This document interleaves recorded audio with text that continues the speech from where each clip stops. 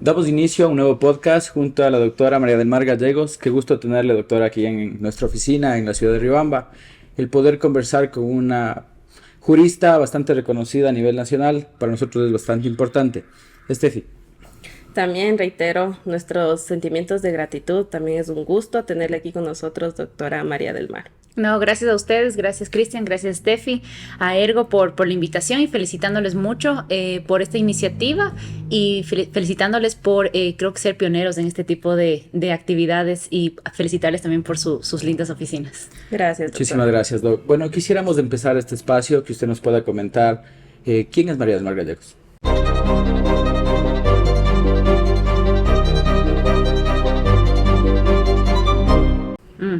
¿Quién es María del Mar Gallegos? Bueno, soy una mujer, para empezar, que se plantea muchos sueños y muchos retos. Yeah. Y que siempre puedo decir, los consigue, ¿no? Me acuerdo el otro día estaba viajando y casi se cae el avión, creo que es uno de mis peores miedos, el tema de viajar en avión.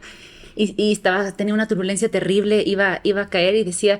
O sea, no iba a caer, estoy exagerando, ¿no? Estaba ahí en la turbulencia y yo decía, si me muero y es mi último momento de vida, decía, he hecho todo lo que he querido, o sea, he logrado todo lo que he querido, puedo seguir viajando más, me encanta viajar, así que eso nunca se acabará, pero decía, en lo profesional y en lo personal creo que he logrado muchísimas cosas y es porque creo que, como digo, me planteo un objetivo y trato de lograrlo, ¿no? Y creo que disfrutar del proceso también es muy importante. Claro. Entonces yo creo que soy una mujer que es eso, ¿no? Que es una soñadora y que se plantea objetivos, a veces objetivos bastante grandes, pero que los lucha para llegar allá. Uh-huh. ¿Por qué inclinarse a elegir derecho, doc? Derecho, verás, yo no quería ser abogada. Esa es la verdad de toda esta historia, ¿no? Yo no quería ser abogada, yo quería ser socióloga. Yeah. No, pero mi papá me dijo, si tú quieres ser socióloga, bueno, hijita, veamos si es que te va bien, yo no sé qué vas a hacer aquí en el Ecuador siendo socióloga, pero entonces dije, no, pues no quiero morirme de hambre y mi papá me decía, no, trata de buscar algo que sea productivo para ti, que además puedas conseguir trabajo más fácil y etcétera. Entonces ahí decidí estudiar Derecho, entonces, pero no quería ser abogado, yo quería ser socióloga. En el camino tampoco me encantaba la materia, tampoco me encantaba derecho, pero encontré el derecho penal. Yeah. Y el derecho penal fue lo que me cautivó.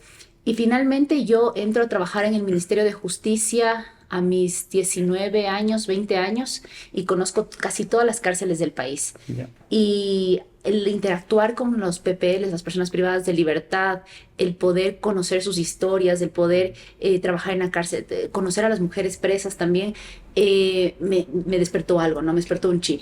Y es así que yo aplico para una maestría de criminología en la Universidad de Melbourne, Australia, y hice lo que quería, que era criminología. Entonces la criminología realmente lo que es la sociología aplicada a la criminalidad. Entonces dije, terminé haciendo lo que quería, que era sociología, pero aplicado a lo que practico, que es la criminalidad. ¿En dónde estudió usted en la universidad? Yo estudié en UTLA, una Universidad de las Américas, el pregrado. Uh-huh. ¿Usted viene de una familia que son abogados o no? No, ¿Es la primera? De mi familia, de mi núcleo familiar, mi papá estudió Derecho, pero mi papá estudió Derecho ya cuando nos tenía a nosotros. Él estudió en la Universidad Técnica Particular de Loja y lo vio como una necesidad y lo vio como además algo que siempre creo que quiso hacer. Claro. Y estudió ya cuando nosotros éramos grandes. O sea, bueno, yo ya era adolescente, ¿no? Entonces no vengo de una familia como de abogados tradicionales, pero lo veía estudiar a mi papá y por eso también él como que me quiso encaminar a que estudie Derecho, ¿no? Pero de ahí de mi familia, de mi núcleo familiar, sí soy la primera abogada. Uh-huh. Ya una vez que usted obtiene el título de abogada, ¿cómo inicia su proceso en el litigio? Sí, a ver, yo me voy a estudiar a Australia criminología. Son 2 años que yo estudio allá y regreso y quiero ser solamente docente. Yo quería ser docente y quería simplemente dar clases y ya, nada más. Esto pasa en el año 2016. Yeah. Yo era súper jovencita, tenía que 25 años. Yo decía, daba clases, estaba como profesora a tiempo completo y decía, esto está súper chévere, me encanta. No se gana tan bien la docencia, claro. Pero bueno, en ese momento cubría mis necesidades. Y después empiezo a dar clases de procesal penal y de teoría del delito. Uh-huh. Y digo, estoy cansada de dar los mismos ejemplos del libro. Uh-huh. O sea, estaba cansada de dar los ejemplos que me daban los autores. Y decía, no, yo quiero decir desde mi realidad qué es lo que sucede, cómo se practica, cuáles son las etapas procesales, cómo funciona la realidad de mi país. Claro. Entonces, empiezo en el año 2016 y yo regreso a ver esto y digo, no sé cómo lo hacía porque no creo que sería capaz de hacerlo ahora. Y me iba al CDP, que queda en el Inca. Antes era la cárcel de mujeres, pues después se hizo el centro de detención provisional. Y empiezo a ir allá y dije, voy a ir a conseguir clientes. Claro. Pero mi propósito era tener clientes, unos pocos clientes, con la finalidad de tener práctica para poder dar las clases. Clases, claro. Porque yo creo, sinceramente, que sí, para ser Derecho Procesal Penal o profesor de Derecho Procesal Penal, incluso creo yo, de teoría del delito, sí se requiere práctica. Porque sí tienes que adaptarla a tu realidad, a lo que pasa en el Ecuador. Entonces, iba a la cárcel del CDP y yo quería aprovechar que hablaba inglés. O sea, recién estaba llegando, decía, quiero aprovechar que hablo inglés y quiero buscar a personas privadas de libertad que hablen solamente inglés y que no sepan español y que necesiten alguna ayuda. Entonces, iba en mi carrito, parqueaba el carro por afuera del CDP, parqueaba en una mecánica, les daba como $1 para que me cuiden el carro y entraba y pagaba 25 centavos a los pasadores para que me saquen a PPL. Decían, búscame un PPL que hable inglés, por favor. Entonces me sacaban a PPLs y ahí yo me sentaba con el COIP y a explicarles un poco el proceso y todo eso. Claro. Y luego de eso me empezaban a llamar y así empiezo a litigar. Ya. Entonces eso también es interesante porque yo no vengo de una escuela no vengo de escuela de nadie, o sea, no trabajé no tiene mentor. No tengo mentor, o sea, tengo mis mentores, mis profesores de derecho, mi profesor de derecho penal, no en el libre ejercicio. Entonces es tu propia mentora. Es mi propia mentora, o sea, sí, de hecho así fue. Entonces empiezo a litigar, empiezo con extranjeros primero, luego empiezo con drogas, con muchísimos temas de microtráfico. Abreviados, muchísimos temas de abreviado. Y así empiezo yo a litigar desde el año 2016. Pero tomando en consideración que usted era la persona que les buscaba, por ejemplo, para darles una asesoría, me imagino que era gratuito también el asesoramiento. Al principio era gratuito, sí. Claro. O parecía gratuito, porque creo que me avanzaba solo para los pasajes. Claro. Pero sí, al principio era gratuito. Es que mi afán no era litigar. Claro. Mi afán era saber, conocer para poder dar clases. Claro. Y así empiezo. Entonces, y ahí me enamoro del litigio. Y digo, no puedo no litigar. He intentado muchas veces dejar el litigio porque es algo que cansa, sobre todo como mujer. No es un mundo fácil para las mujeres, pero he tratado muchas veces de botar la toalla, pero no puedo. Es algo que me llama, porque es algo que creo que además a veces existen habilidades y creo que puedo decir que sí se tiene habilidad para esto. ¿Por qué no ejercerlo, no? ¿Por qué? Como mujer es un reto. Ay, a ver. Bueno, cuando empiezo a litigar, primero era súper joven, ¿no es cierto? Tenía 26 años, como repito, no vengo de ningún mentor, yo no vengo de los grandes profesionales, que me hubiese gustado muchísimo venir de alguien que me enseñe, ¿no? Y es interesante porque como yo no sabía, y yo empecé, yo solamente lo que había estudiado y lo que el doctor Álvaro Román enseñó a mí en clases, yo le llamaba al doctor muchísimo a decir, oiga, ¿cómo hago esto? ¿Cómo hago este otro? O en las mismas cárceles, como visitaba un montón, me metía a los jurídicos, al jurídico de los CRS y decía, ¿cómo hago esto? ¿Cómo se hace una audiencia? ¿Qué es un abreviado? O sea, como que iba preguntando, indagaba un montón. Muchos jueces de flagrancia me ayudaban muchísimo también. O sea, yo nunca he tenido miedo de preguntar. Jamás he tenido miedo de preguntar y decir cómo tengo que hacer algo. Entonces, cuando empiezo a litigar, ¿no es cierto? Y empiezo ya a coger casos un poco más, ya no abreviados, de drogas, ya no a los PPLs que iba a buscar el CDP, sino que ya empiezo como que a la gente me empieza a buscar a mí. Es súper difícil porque tú entras a la sala de audiencia súper jovencita, entonces aparte me veo más joven de lo que soy a veces, entonces se me veía súper jovencita, entonces si te encuentras con primero que tu colega de al frente dice niña, o te menosprecia desde el inicio, te queda viendo mal, ¿no? Al principio me molestaba muchísimo, ¿no? Al principio sí era una cosa que decía que te baja la moral al principio, ¿no? Te frustra al principio, ¿no? Pero después más bien lo descubrí que es como un arma secreta. Porque el de al lado, si no te conoce bien todavía, cree que debe o que no sabe y que va a tener una ventaja, pero empiezas a hablar y la rompes.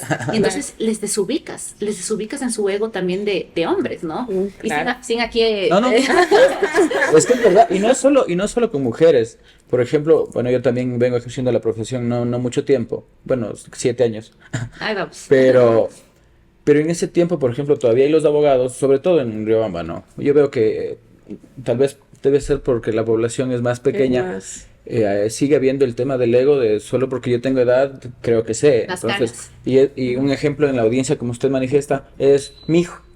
O un trato que no. No te creo, que no, hijo, claro. no he escuchado que a un hombre le digan mijo. Me alegro. Obviamente. No, pero el trato no es con respeto, ¿no? Obviamente. Es como Sí. que para desmerecer. Entonces, obviamente no viene solo un tema de mujeres. También viene sobre todo con abogados, creo yo, de provincia. Porque, bueno, hemos conversado, como yo siempre he dicho, considero los mejores abogados del país, que ya van más de 20, y los 20 tienen un trato muy diferente al que normalmente tiene el abogado con el que uno tiene las audiencias aquí, por ejemplo. O con el que uno sale a otra ciudad también de provincia y creen que solo por tener su edad, pues tienen otra manera de tratar, ¿no? Ahora, por ejemplo, la humildad considero yo que es una base fundamental también en el crecimiento. Sí. Porque hay personas que conocen muchísimo temas dogmáticos, por ejemplo, y son humildes. Y hay gente que no conoce absolutamente nada dogmático en materia penal y se creen los eruditos del derecho, ¿no? Sí, Bueno, sí, pero sí, esta sí. cuestión del ego es más usual aquí en esta rama del derecho, o sea, Uy, sí, es y yo creo que incluso los súper hombres la común. tienen peor que Ajá, nosotros, porque sí. las mujeres, y, a ver, somos pocas mujeres, creo que sí, hay Exacto, excelentes sí. mujeres penalistas, no soy la única, hay muchísimas más, pero seguimos siendo pocas. Claro. Sí, Entonces, yo creo Pocas que visibles. pocas también. visibles Ajá. también puede ser, ¿no es cierto? ajá. Pero en cuanto, yo creo que esto del ego que tú decías, yo creo que en el mundo de los abogados en general hay un ego súper grande, ¿no es Altísimo. cierto? Gigante. Pero creo que es exponencial en el tema de los hombres penalistas. No sé, eso es un ego que no cabe, pero en la sala de audiencias. Sí. Y claro, no, yo creo que ahí, por ejemplo, la tenemos más fácil las mujeres. Creo que nosotros como que no competimos tanto Claro, como sí. ellos, los hombres. Yo creo que sí es un tema desde cómo se visten, desde qué correo todo. usan, desde qué, o sea, cosas así Claro. que es una presión superior, es una presión fuerte, ¿no? A nosotros, digamos, como mujeres, lo duro era eso, ¿no? Al principio que los abogados te menosprecian, pero no solo los abogados, también tú sientes esto del órgano jurisdiccional, de los Así que es. están al frente Claro. viéndote, ¿no? Y para no ir muy lejos, en el caso que le llaman el caso más grande del Ecuador, el más histórico, que es el caso Sobornos, ¿no es cierto? Ujú. En donde yo, digamos, voy sin saber, o sea, no sabía dónde me metía, pero es muy chistoso cómo llegó ese caso. Y claro, nadie me conocía mucho. Claro. Ya un poco sí me ubicaban, pero no tanto, es. digamos, como después de eso, ¿no? El juez ponente, me acuerdo que me decía niña, o sea, frente a Claro. todos los abogados, ¿no? Claro. Y eso, digamos, era como que niña ya acaba, niña, niña, y después un poco se burlaba con mi nombre, o sea, como que niña del mar, niña, o sea, cosas así. Claro. Como yo he crecido con mi nombre toda mi vida, entonces Claro. digamos que eso ya no es algo que a mí me afecta en lo absoluto. Pero peor cuando viene de un juzgador, ¿no? Exacto, y a ese nivel, o sea, a Corte Nacional. Claro. A corte, un caso como ese de Claro. importante. Mediático. Súper mediático. Estás con 18, creo que eran 18 abogados Claro. muy buenos. Entonces, digamos que esas cosas Y, me afectan, digamos, la verdad es que tampoco es que es una gran cosa, no me afecta, pero sí vas viendo que esas son cositas que van marcando, ¿no? claro. Siempre también los clientes van a preferir, siempre dudan todavía de una mujer Así al frente. ¿Sí? Así Entonces eso también digamos que es duro. Luego lo que piensen nosotros, el juez, el de al lado, eso ya Claro. no me importa. Como te digo, parece ser un arma Así es. debajo de la manga para... Claro, pero ajá. los jueces, a usted, doctora, le decían niña y el resto... Doctores. Entonces, claro, esa es la cosa, o la sea, eso discriminación, sí, ¿no? Es como... exacto. Entonces, claro, estás con los nervios además de un Así es. propio de una Exacto, audiencia, sí. peor de una audiencia de este De ese tipo. nivel. Entonces, digamos que tienes que, en verdad, yo creo que una de mis cualidades es que me he bañado en aceite Claro. Qué y lindo. a mí me resbala todo. Entonces, pero sí son cosas que, si es que no tuviera ya esa experiencia y como esas malas experiencias, digamos, sí te afectarían. Si es Claro. que vas como tu primera vez y vas, alguna vez Exacto. como que dices, ¿por qué me está tratando así? Pero bueno, son cosas que hay que irla luchando día a día. ¿Qué tan habitual es litigar, por ejemplo, con la contraparte que sea también una abogada mujer? No me ha tocado. Me ha tocado, eso también es extraño. Siempre que entro a una sala de audiencias, cuando todavía no me conoce el secretario, los jueces me dicen, ¿usted es defensora pública o fiscal? Nunca me reconocen como defensa. Entonces, Debe siempre ser- me ubican a la claro. mujer como que fuera parte del Estado, Exacto, del del servicio público. Claro. Entonces, es como, no soy abogada defensora. Claro. Ok, entonces quedan así. No sé si es por un tema de que, bueno, aquí en Riobamba, por ejemplo, sí hay- la mayoría son fiscales, mujeres y también defensoras. Ajá. En Entonces, Quito no sé si a también. nivel nacional sea así, tal vez por eso. No creo que lo vean por el otro lado, de que no haya una defensa. Mujer, no, Claro. pero va de la mano, porque eso Claro. significa que la gran mayoría de mujeres no están en la defensa Exacto. privada, Obvio. sino que están en el servicio Ajá. público. Entonces, claro, lo identifican así. Entonces, he tenido contra mujeres, sí, pero he tenido contra mujeres fiscales, Claro. contra mujeres y mujeres fiscales generalmente. Luego yo no he tenido, estoy pensando, no he tenido yo peleas contra, o sea, como abogado, entre ya defensas particulares con mujeres, ¿no? Eso debe ser épico, ¿no? Sí, eso es súper interesante. Nunca lo he tenido. Claro. Ajá, he tenido abogadas, sí, digamos, en la misma, Claro. en la misma Como banca, codefensa. como codefensa, Ujú. pero no he tenido En la otra en la otra parte. Debe ser muy interesante. Ajá, chévere. Doc, ¿qué es lo que menos le gusta a usted del ejercicio de la profesión? La corrupción. Ya. Odio la corrupción. O sea, realmente la corrupción y odio el trato del funcionario que se olvida que brinda un servicio público. Exacto. Yo odio eso.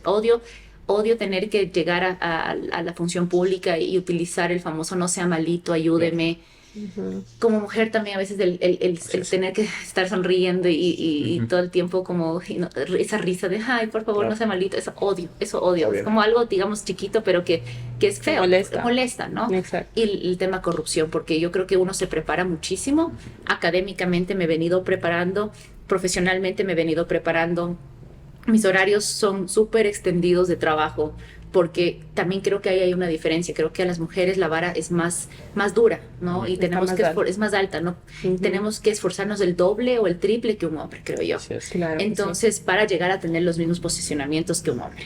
Entonces, odio que me molesta muchísimo que uno trabaje tanto, ¿no? Se prepare tanto, sacrifique mucho, porque este camino es de muchos sacrificios, ¿no? Exacto. En lo Claro. personal, la familiar, la vida social, las Así es. amistades, porque no es que un día solo te levantas y dices, tengo éxito, ¿no? Ajá. Y ya está, No, no. son Es un una trabajo, suma. es un proceso súper fuerte, ¿no?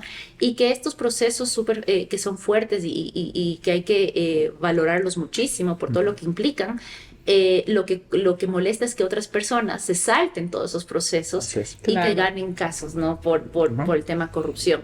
Que al final del día, al que hace daño es esa misma persona, Así es. porque esa persona sabe todo lo que se está saltando y que no va a Exacto. llegar a tener ese proceso y ese reconocimiento, porque todo el mundo sabe quiénes son las personas corruptas. Exacto. Todo el mundo sabe, todos sabemos. Y yo creo que esas personas, por más que intentan construirse una imagen, ya no lo logran después. Eso molesta mucho en la Exacto. profesión, la Es corrupción. que la imagen de esas personas ya se vuelve, es que él arregla. Él sí gana, pero arreglando. Arreglando. así Entonces, es. esa es la fama que se ganan, más no un prestigio. Exacto. ¿En dónde cree usted que dentro del sistema judicial existe más corrupción? Yo creo que no sabría, no sé porque nunca lo he hecho, entonces no sé. Claro. Pero Pero puede yo- haberle visto, tal vez. ¿Sabes o que por palpado. suerte en mi vida Ya. nunca me han pedido un solo dólar? Ni Qué bien. fiscales, ni jueces, nadie. Y Ya. tengo esa suerte, ¿no? Porque digo, no sé Perfecto. cómo actuaría. Claro. No sé cuál sería mi impresión en el momento Sí, en yo que creo me que pidan. también saben a quién pedir. Debe ser. Claro.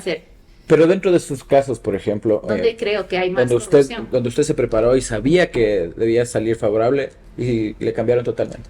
Yo creo que uno de los ámbitos en donde puede criminogénicos, digamos, de la corrupción, yo creo que podría ser fiscalía. Ya. Yo creo que la fiscalía tiene mucho poder. Ujú. O sea, fiscalía tiene muchas etapas en donde podría hacer una cosa o dejar de hacer una cosa a favor o no de ciertos intereses. Tienes tú el mismo hecho de que pasa una formulación de cargos, el tema de la solicitud de medidas cautelares, el tema de revisión de medidas, que no se oponga, tienes el tema de la preparatoria de juicio, de que emita un dictamen abstentivo. O sea, tienes mucha carga para la fiscalía en el sentido de poder, ¿no? Entonces yo creo que ahí es uno de los puntos en donde más corrupción puede darse. Claro. Y luego, pues evidentemente yo creo que ya a nivel judicial también puede haber mucha corrupción, ¿no? Así El juez es. decide mucho, es el que decide, ¿no? Al final del día. Doc, ¿nos podría comentar cómo fue su ingreso al caso Sobornos? Claro que sí, a ver. Como un contexto, ¿no? Yo trabajaba cuando era muy jovencita, creo que a los 18 años empiezo a trabajar en la Presidencia de la República. Y a diferencia de lo que muchas veces dicen por ahí que cómo llego a estar en una presidencia, después en el Ministerio de Justicia y cosas así. En realidad fue un programa que había en esa época, en el 2018, 2019, no, 2018, no, menos. Bueno, no recuerdo el año, pero cuando yo tenía 18, 19 años, era un programa que se llama Excelencia Académica. Entonces, cogían a los mejores promedios de las universidades y mandaban a distintas instituciones públicas para que entren a un programa de mi primer empleo, se llamaba. Ya. Entonces me llaman a mí de la Presidencia de la República, de la Secretaría Jurídica, y me hacen una entrevista. Primero no sabía nada, solo me llamaron un día, me dijeron usted tiene una entrevista en la Presidencia de la República con tal persona a tal hora el día lunes a las 9 de la mañana, por decirte. Y yo, ¿pero de qué se trata? No le puedo dar más información. Y yo, qué raro, le cuento a mi papá, bueno, te va a pasar lo de los Restrepo, vas a desaparecer. Me esperaba fuera del Palacio de Gobierno y me decía, si no sales como en 4 horas, yo empiezo a buscar.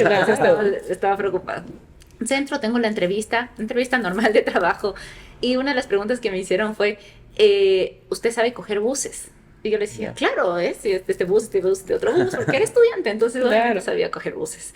Y ahí me dicen, nos gusta tu perfil, ¿te gustaría trabajar era pasantías, 4 horas al día por tanto? Y era muy buen sueldo, o sea, para 4 horas de pasantía. Claro. Era muy bueno en esa época. Entonces dije, claro, por supuesto, ¿dónde firmo?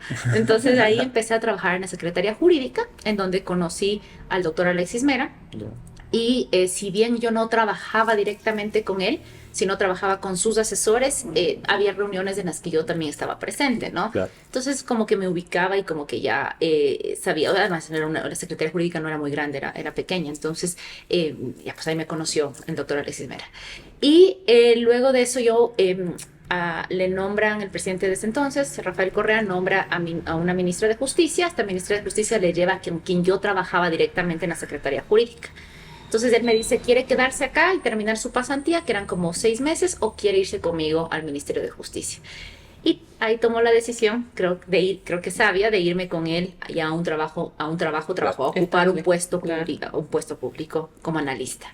Voy allá, estoy ahí toda, digamos, mis 19 años hasta que me voy a mi maestría, que son a los 23. Empiezo a trabajar en toque de cárceles y todo, ¿no? Entonces, bueno, me voy a mi maestría, regreso, empiezo a litigar lo que ya les conté. Ajá. Y un día yo estaba de viaje. Me gusta viajar muchísimo, entonces me fui de viaje, estaba en Turquía. Y a los años me llama esta persona, con este doctor con el que yo trabajaba y que me llevó al Ministerio de Justicia, me dice, ve, Mar, quiere coger el caso. Yo soy muy mala para los temas políticos. Yo no sé, leo por temas jurídicos, más no por temas políticos. Soy muy perdida con temas políticos, que no sé si es bueno o malo, pero no sabía de qué se trataba. Sabía que el doctor Mera estaba en un problema, lo vi en las noticias, le dije, le mandé mi apoyo, que le manden mi apoyo, que cuenta conmigo, etcétera, etcétera, como desde lo personal, ¿no? Entonces me llaman y me dice, ¿quiere coger el caso del doctor Mera? Y le digo, era una llamada, me acuerdo que estaba en el hotel, me dio una gripe terrible en Turquía, que le llaman la gripe del sultán, ni sé qué, no, era una gripe que me estaba muriendo. Era esto antes del COVID, entonces yo no sé si ya me dio COVID ahí, pero estaba muriéndome. Le digo, bueno, sí, ya, pero en 15 días es la audiencia. Y le dije, bueno, pero yo no tenía idea de la dimensión de lo que era, ¿no? Y en efecto, llego de viaje, pido que se difiera la audiencia porque recién me estaba yo legitimando. El Comercio me saca una nota diciendo que la abogada María del Mar Gallegos quiere hacerle gullayadas en el proceso, que no sé qué. Y en verdad, no había llegado recién me legitimaba. Entonces esos 15 días estudié. Yo no pensé que era un expediente con más de 700 cuerpos. No sabía políticamente qué era lo que estábamos haciendo. Cuando ya me siento ahí, digo, ok, ¿en qué me metí? Pero nada, pues a estudiar esos 15 días, a estudiar mañana, tarde, noche, y a prepararme, ¿no? Y entrar a la sala de audiencias fue para mí como, ok, creo que sí es importante. Entonces, y lo preparé muy bien al caso, me lo estudié bastante. Genial. Y así llegó al caso Sobornos, y pues después empiezo con no solo esos casos, sino otros casos también de relevancia, mediáticos y no mediáticos, que al final para mí son a veces los más importantes. Claro. Entonces se podría decir que este caso marcó un antes y un después. Yo creo que sí, ya venía haciendo una carrera, digamos yo, ya académica, ya Claro. venía cogiendo casos mediáticos, pero no tan mediáticos, pero sí creo que ese es un antes y después. Porque, claro, era estar con los abogados más conocidos también, ¿no? Claro, claro. Del medio y hacer un trabajo al nivel que se merecía el caso. Claro, impecable. Ujú. Sí. Regresando un poco, Doc, al proceso como tal que se hizo abogada. Es importante, ¿qué tan importante es en este proceso la salud mental? Muy importante. O sea, yo no puedo no hacer deporte y también tengo mi psicólogo porque yo creo que es importante toda la carga que tú llevas Así es. de la presión que es del trabajo. Yo siempre les digo a mis alumnos, sean responsables. Claro. O sea, si les gusta el derecho penal es porque tienen que tener una responsabilidad muy alta con su cliente. Ustedes están jugando con la vida, la libertad, la emoción de una persona. Claro. Claro, uno como que a veces se desnaturaliza, por decirlo así, de lo que está al frente, ¿no? Claro. Porque estás ya todo el Así tiempo es. en esto y como que ya no, a veces como que te acostumbras, digamos, ¿no? Pero yo les digo, no hay que perder esa costumbre, Así es. de pensar de saber que el que está al frente tiene una familia, Ujú. que su vida está en juego, que todo lo que está gastando, todo lo que emocionalmente está gastando, y yo creo que todo eso traspasa, de alguna manera Así te es. tiene que traspasar. Exacto. O sea, no hay forma que no te llegue. Mm. Si uno ya, como digo, está hecho así de caucho y como que ya no tiene, no es lo mismo como al principio, pero sí creo que de alguna manera te va calando, ¿no? Así Y es. te va calando y tienes que tú trabajar el tema emocional y mental siempre. Para mí ha sido la salida el deporte. El deporte, me gusta nadar muchísimo, que el agua me ayuda mucho como a fluir, ¿no? Y como a dejar perfecto. todo ahí. Es Cierto. como es un deporte súper, además, que estás tú solita, o sea, Claro. no conversas Claro. con nadie, te un sumerges tiempo y estás para ti, solo claro. tú, no conversas ni con tu compañero de al Claro. lado, estás ahí nadando. Creo que es un deporte que ayuda mucho como para que se te vayan las ideas en el agua y fluya ahí. Entonces sí es importante el tema de salud mental. ¿Qué pasaría, bueno, si dentro de esta profesión no se cuida la misma?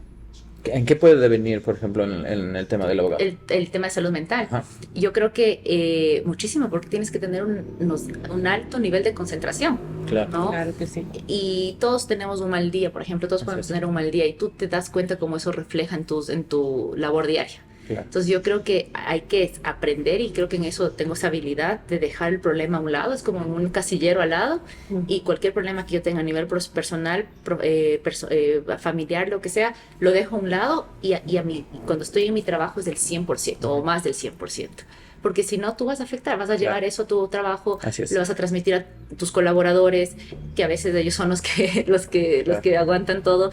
Pero sí, el momento de que tú estás con tu cliente, él necesita toda tu atención y toda tu responsabilidad. Así es.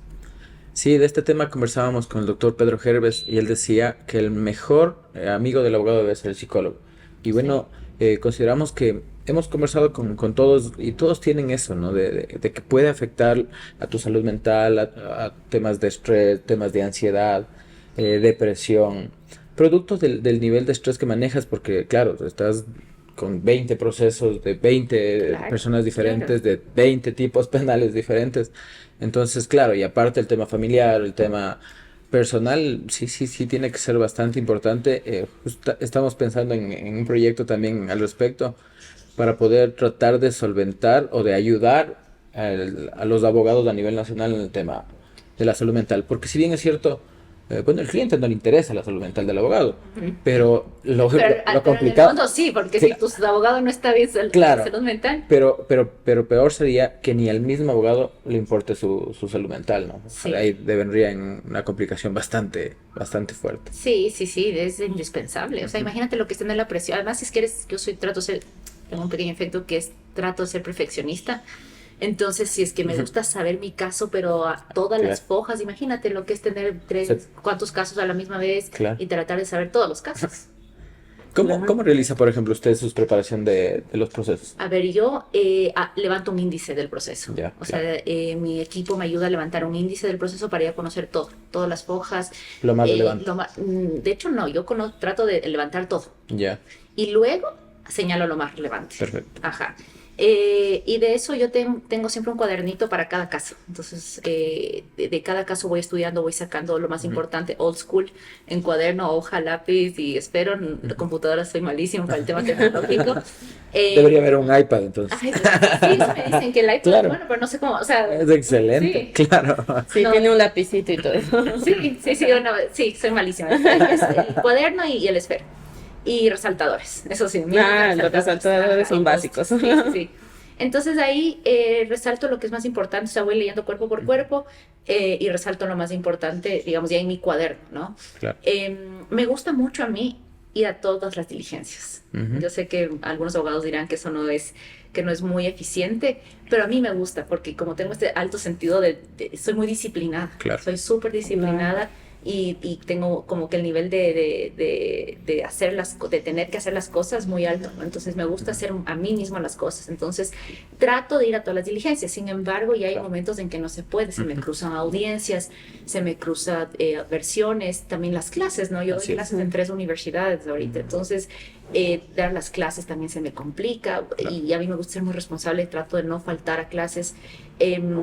Entonces, digamos que hay diligencias que ya no alcanzo a ir, pero intento ir a todas las diligencias. Y de las diligencias voy anotando igual todo lo más importante.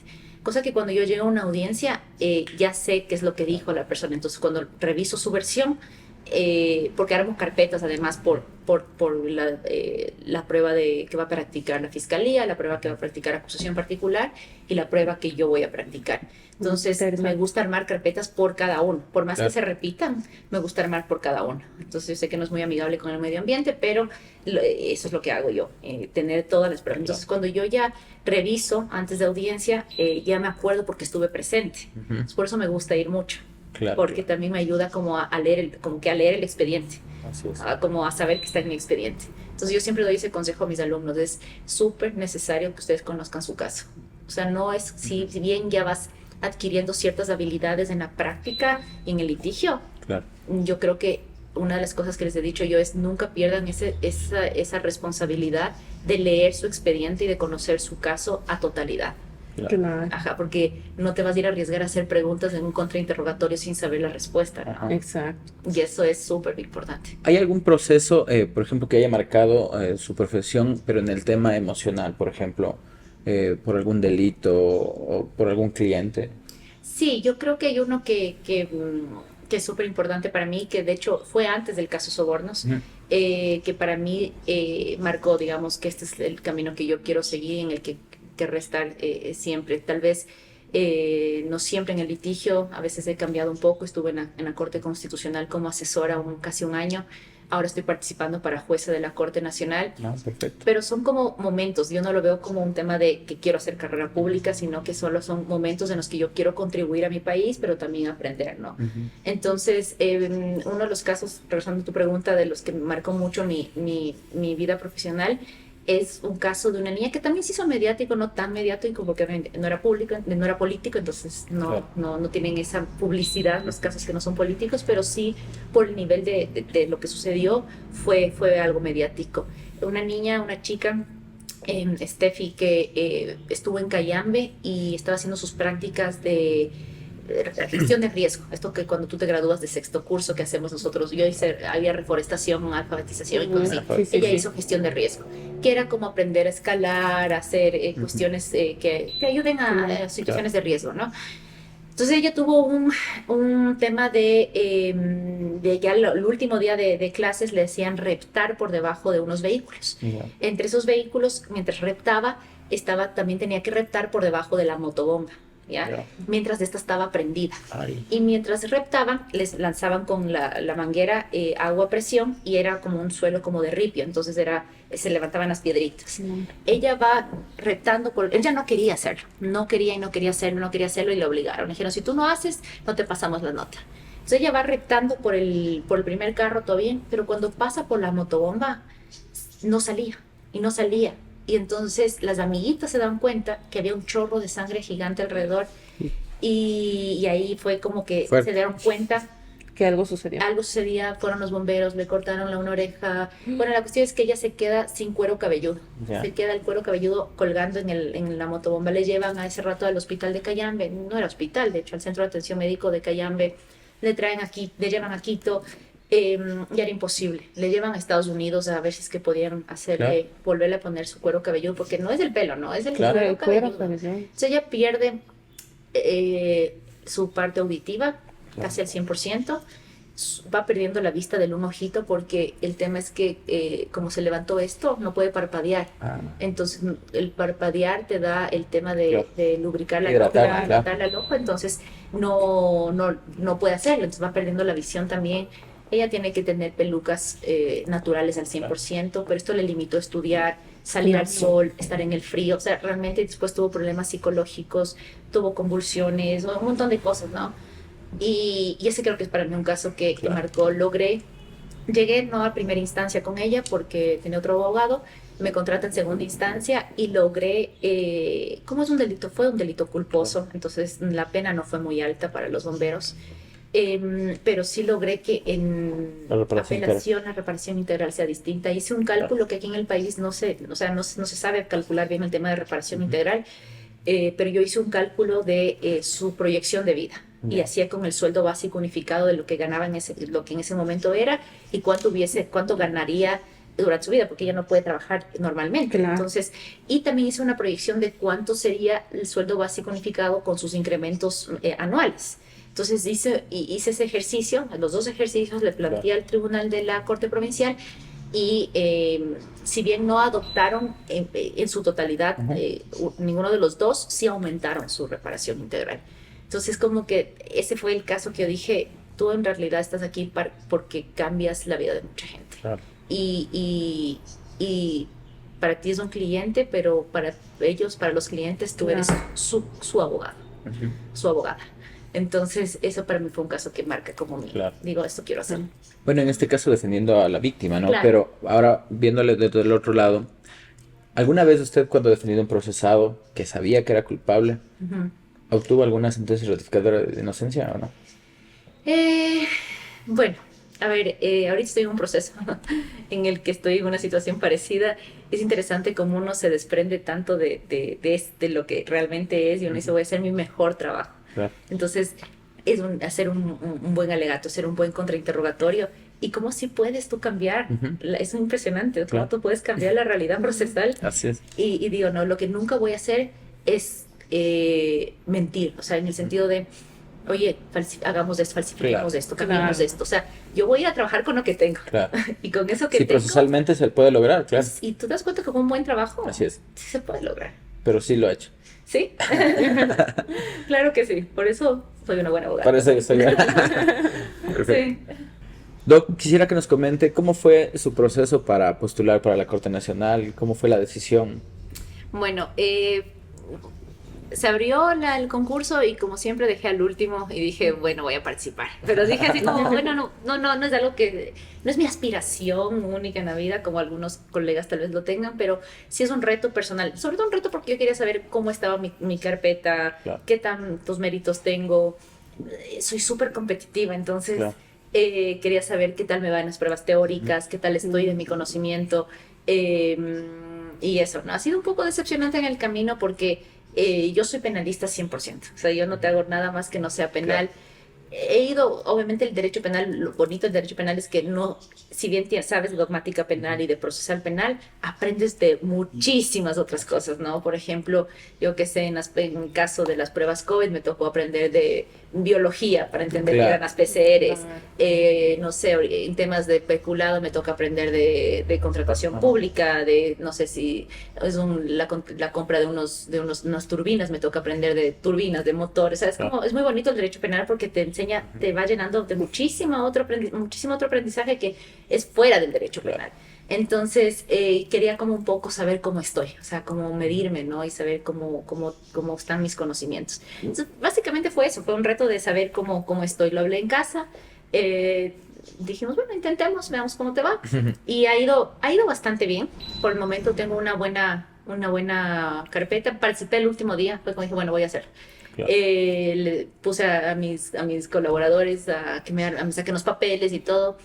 Hicimos la carpeta, subí al último minuto, califiqué con buena nota. em, y claro, creo que también seré de las más jóvenes probablemente que están concursando, no lo sé. Y bueno, es que obviamente no tienes más porque tienes que tener 10 años de experiencia, entonces Ajá. estoy con las justas ahí en los 10 años de experiencia. Y bueno, los méritos, di la prueba teórica, me tomaron en su gran mayoría tributario, Claro. que eso me derecho. Entonces, pero estudié, y también es mucho de lógica, me tomaron mucho de familia, de laboral, y como digo, como vas aprendiendo eso en el camino Claro. del derecho penal también.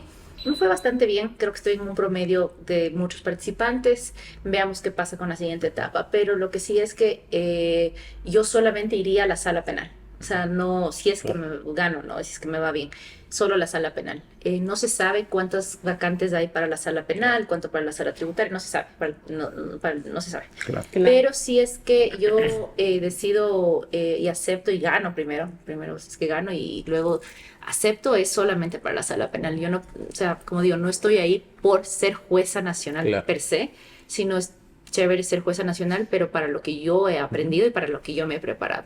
Sería muy irresponsable de mi parte coger otra sala. Claro. Entonces, veamos, ojalá haya sala penal, ojalá haya algún puesto para jueza nacional. También sé que se va a abrir o está abierto para con jueces, pero igual sería para temas penales, porque es lo que sé, es Así lo que es. me he Claro. dedicado.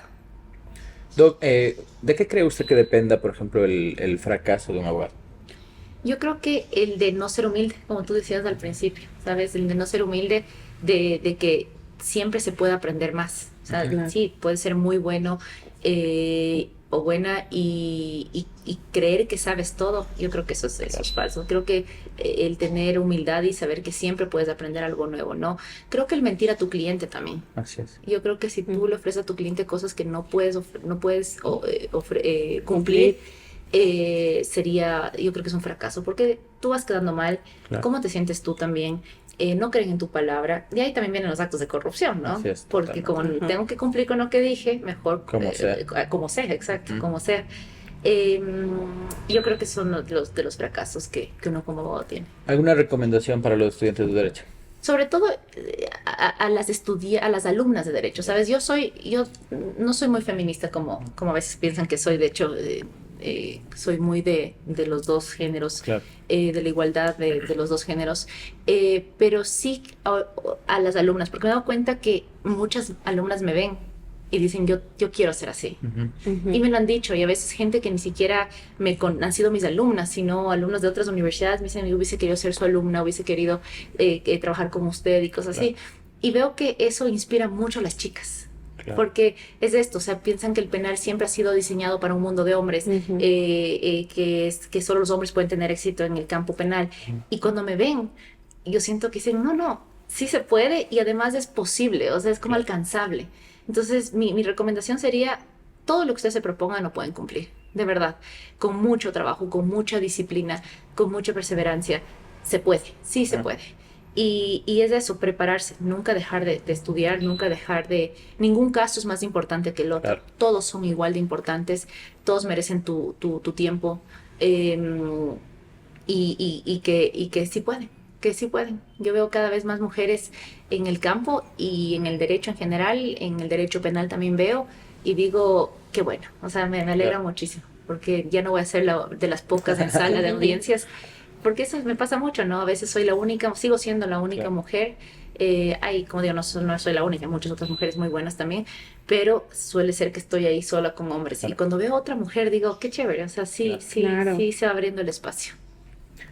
Bueno, vamos culminando. Le agradecemos por el espacio, por haberse nuevamente, como indicaba, por haber venido a la oficina, por poder conversar sus experiencias, por darnos sus consejos también en el tema del litigio para todas las personas que nos están viendo. Normalmente este espacio lo están viendo estudiantes o personas que están queriendo ingresar al ejercicio de la profesión. Doc, en este momento le quisiera hacer la invitación pública para el espacio de Ergo Académico. Quisiera que usted nos pueda contribuir con su conocimiento. Entonces ya hemos de coordinar el tema de tiempos con su agenda también, que es un espacio más destinado para topar ya temas de tipos penales, resoluciones o lo que usted quisiera topar en ese ámbito. Pues muchísimas gracias, tal vez, Estefi. Sí, reiterarle los sentimientos de gratitud, creo que fue enriquecedor este podcast, hemos aprendido mucho, además de que ya habíamos escuchado muchísimo de usted, doctora. Mil gracias por estar en este espacio. No, gracias a ustedes. Y como les decía en el receso, soy de Chimborazo, soy de la UCI, sí. mi familia es de la UCI, así que venga también, se descentralice el tema de la academia, también Claro. me parece muy importante. Así que mis felicitaciones más bien para ustedes y gracias por el espacio. Sí, muchísimas gracias. Gracias, doctor. Cristian Velastegui, Estudio de Abogados. Ergo Académico, acercando la cultura jurídica al país. ¿Quieres ser parte de nuestros auspiciantes? Ergo Casos, lo que la justicia no vio. Ergo Podcast, simplificar lo jurídico al entendimiento de las personas.